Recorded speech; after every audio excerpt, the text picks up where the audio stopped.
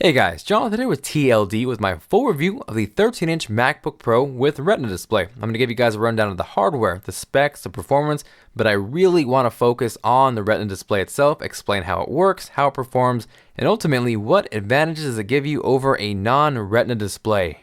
Now the new 13-inch Retina MacBook Pro, it has been working out. It's thinner, it's lighter, actually nearly a pound lighter to be exact, and that is mainly due in part to the removal of the optical drive, which actually freaks a lot of people out. Now me personally, I hardly and rarely ever use an optical drive, so for me it's not a big deal, but if you absolutely need one, you can always pick one up for 20 to 30 bucks.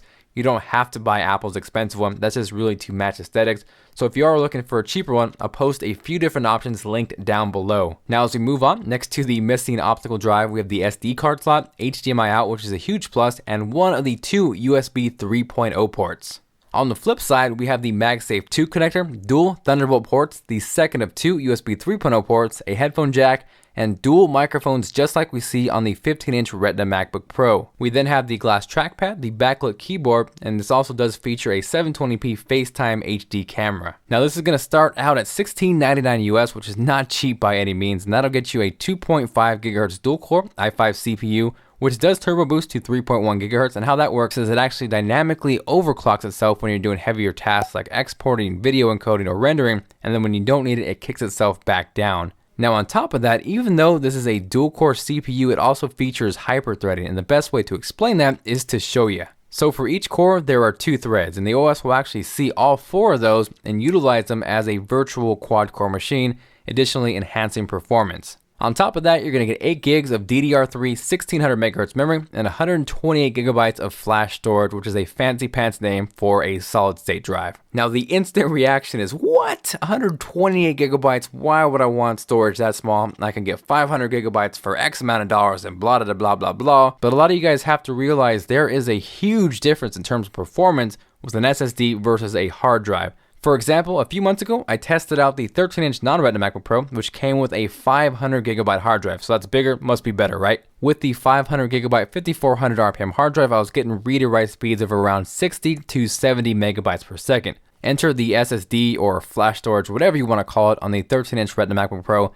That is getting read and write speeds over 400 megabytes per second, which is over 3 times performance as the 5400 RPM on the non-Retina MacBook Pro. Now, of course, you could bump up the specs on the non-Retina MacBook Pro, but to put things in perspective, if you bumped it up to the same 8 gigs of RAM, the same 128 gigabyte flash storage, you're actually only paying about $200 more for a beautiful Retina display. Now, the way it works is the new 13-inch Retina MacBook Pro is rocking an insane 2560 by 1600 resolution, which doubles the resolution of its non-Retina sibling both vertically and linearly, effectively quadrupling the pixel density, which results in a crazy vivid image and ultra crisp text. So by default, it renders everything at 2560 by 1600, and then it smashes all those pixels down into that 13.3 inch display to look like 1280 by 800. Now here, not only do you have the screen real estate that looks like 1280 by 800, except 10 times clearer and on steroids, you can actually bump it up to look like 1440 by 900, and the crazier thing is it actually renders that entire image at 2880 by 1800. It's absolutely insane. Now it is impossible to show you guys that through a 1080p video, but I did take full resolution screenshots of this so you guys can check it out. So do yourself a favor, check out the link below, click those links, double click them to get the full resolution and see exactly how many pixels are smashed into this small screen. Now if you thought that was cool, it actually goes even one step further to look like 1680 by 1050, which was actually only available as a high-res option on previous 15-inch MacBook Pros. Now that again doubles everything both vertically and linearly, so it renders the entire image at 3360 by 2100. It's actually pretty mind-blowing. So again, check out the link below and see exactly how many pixels are smashed in this display. Now as far as how that actually benefits you in terms of real-world examples, here is web browsing at the standard 2560 by 1600 resolution. This is going to provide the least amount of screen real estate, but the sharpest overall image. We can then bump it up to the 2880 by 1800 resolution, and that's going to look like 1440 by 900, so you get more screen real estate. And then finally, we can max it out all the way up to 3360 by 2100, and that is going to look like 1680 by 1050 and give you even more screen real estate. Now, something that completely trips me out and amazes me at the same time is that rectangle right there with the video. that is full 1080p at its maximum resolution. So what you would see on a 40 or 50-inch TV, that is smashed into that display, but you have extra screen real estate around it to still work. Now, a lot of you guys have asked, with that many pixels, how does it perform? Does it lag? So I'm gonna go ahead and leave that video playing in the background. I'm gonna go ahead and move around between desktops, go ahead and do a little web browsing, scroll up and down, and you can see it does not hiccup at all. So in terms of multitasking, and as you guys can see, basic video editing, it handles it like a champ. Continuing on with performance and benchmarks, I got a Geekbench score of 7,460 for the 13-inch Retina MacBook Pro. In contrast, for the 15-inch Retina MacBook Pro, that scored over 12,000 in Geekbench, so you can see there is a big performance difference between the two. For Cinebench, for the OpenGL section, it scored a hair over 18 for the 13-inch Retina MacBook Pro, and for the CPU portion, that scored 2.81. Now for the 15-inch Retina MacBook Pro, that nearly doubled it in both categories, again showing there is a big performance difference between those two models. Now the next biggest question I get is, how does it do with gaming, or can it even game at all? Now point blank, this is not a gaming laptop. If that is your sole intention, do not buy this MacBook Pro.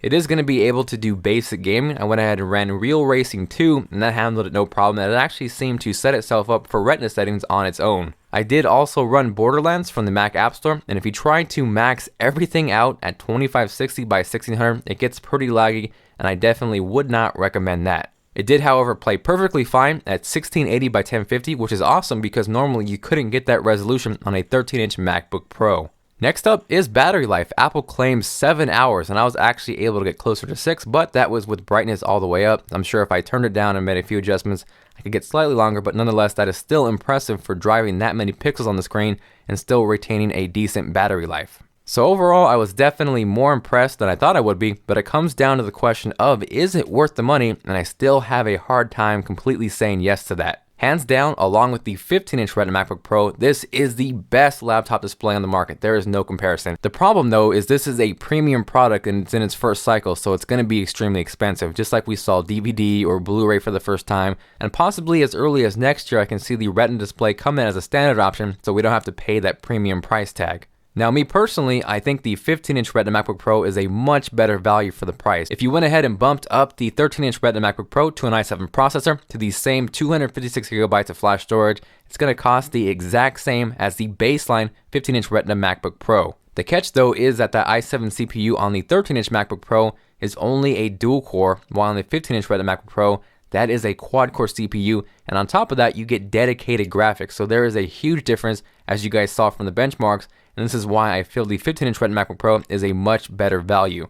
Now don't get me wrong, I love the 13-inch form factor for a laptop as far as portability. If it had a quad-core CPU and dedicated graphics, I would be all over it in a second. And hopefully next year, alongside the lower price point, hopefully we'll see quad-core CPU options, and at the very least, if we don't see dedicated graphics in the 13-inch model, at least Intel's next generation Haswell CPUs will have much better integrated graphics. If you can, I would recommend going for the 15-inch Retina MacBook Pro, as you get a lot more performance for your buck. But if you absolutely need this form factor and want the Retina display, and you really don't upgrade every year, I would probably try and hold off till next year because you're going to get lower price points and better CPU options. If you guys found this video helpful and you are considering picking up any of the MacBook Pro models, I have links to Amazon down below, and for most states you end up not paying sales tax, and at the same time it goes back to the channel, which further goes to reviews and giveaways, and everybody wins. Now if you're a student, you can also get a discount directly through Apple, and if that happens to be cheaper, by all means go for that one, save some money. If you guys have any further questions, I try my best to respond to as many YouTube comments as possible, but it gets hectic. And the absolute best place to get in contact with me is on Twitter at TLDtoday. That is linked down below, including all sorts of awesome links like my gear, what I use to make my videos. And aside from that, thank you guys again for watching this video, and I will see you guys later.